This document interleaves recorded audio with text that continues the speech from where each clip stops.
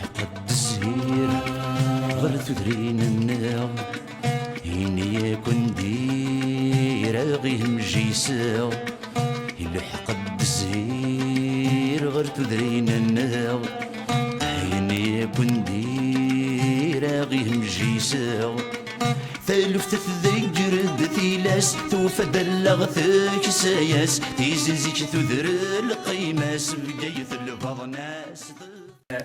On finit la question Amazir avec la Tamazra, qui est une organisation non gouvernementale de défense des droits des Amazirs, qui est basée à Paris. Donc vous avez notre rapport qui vous est remis ou qui vous sera remis. Alors moi je vais parler d'une question très très importante, d'autant plus que le gouvernement marocain a axé sa communication de prise en charge de la question Amazir là-dessus, à savoir l'enseignement de l'Amazir. Parce que c'est la seule chose au fait concrètement que l'État marocain a essayé de prendre en charge et de développer.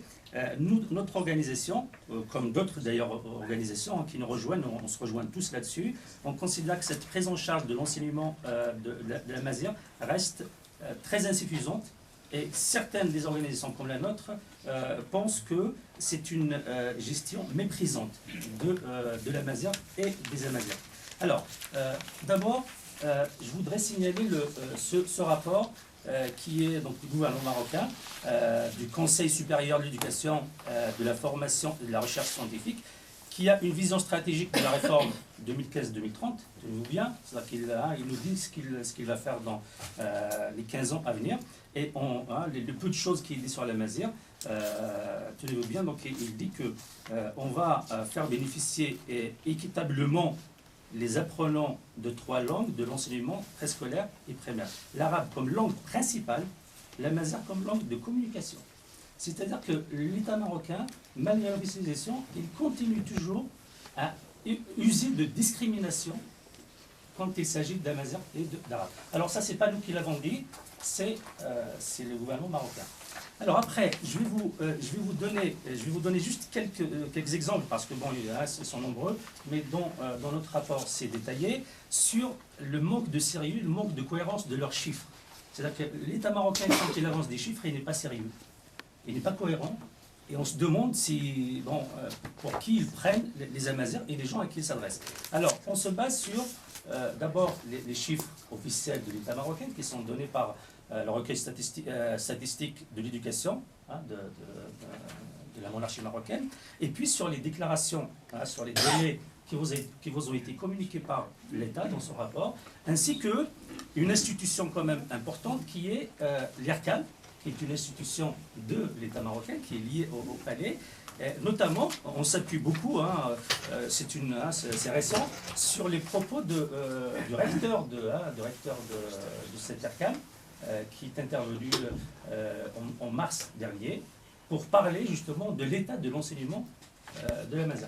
Donc quand on regarde ces chiffres, vous avez tout le détail dans le rapport, quand on regarde ces chiffres, déjà on constate qu'il y a un décalage, il y a une différence entre ce que dit le recteur de l'IRCAN et ce que dit l'État dans son rapport. Quand par exemple vous avez l'État qui vous dit en 2011-2012, nous avons environ d'ailleurs, ils ne disent pas, 10 000 enseignants de l'Amazigh, et le recteur de l'IRCAN qui parle de 5085, bon, quand on passe du simple au double, on se demande qui croire. Pourtant, ce sont des institutions de l'État marocain. Bon, nous, on croit plus l'Institut l'IRCAN parce qu'ils sont proches de la chose. Je pense que leur chiffre est plus proche de la réalité. Mais quel est l'intérêt de l'État de nous annoncer, vous annoncer, le double de ce chiffre? D'ailleurs, si on prend en considération le chiffre de l'État marocain, 10 000 enseignants. 10 000 enseignants, normalement, un enseignant au Maroc, au primaire, il doit effectuer 30 heures par semaine. 30 heures par enseignant, ça nous fait 300 000 heures par semaine. Je vais vous demander d'être plus bref parce qu'on a... Oui, bien sûr.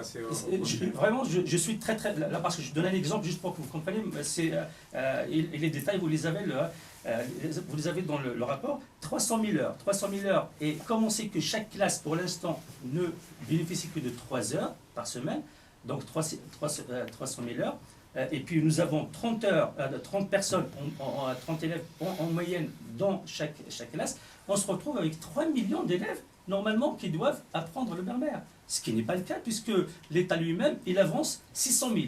600 000 que nous considérons qu'il exagère. Donc, leurs chiffres sont vraiment incohérents et n'ont pas, pour nous, n'ont pas de sens, ne rendent pas la réalité marocaine. D'où, hein, encore une fois, on dit qu'il y a un mépris dans le traitement de la question amazigh. Autre chose qu'il faut signaler, et c'est très, très important, c'est que le gouvernement marocain n'enseigne l'amazigh que pour les élèves du primaire et le secteur public. C'est-à-dire le secteur privé n'est pas concerné, le collège n'est pas concerné, le lycée n'est pas concerné. Donc imaginez un peu la discrimination qui se fait au niveau des élèves. Donc voilà concernant l'enseignement. Deux petits points rapidement, parce qu'ils sont importants aussi à notre organisation, tient à les dire. Il n'y en a pas beaucoup qui en parlent. La religion. Donc il y a une discrimination religieuse au Maroc qui est manifeste.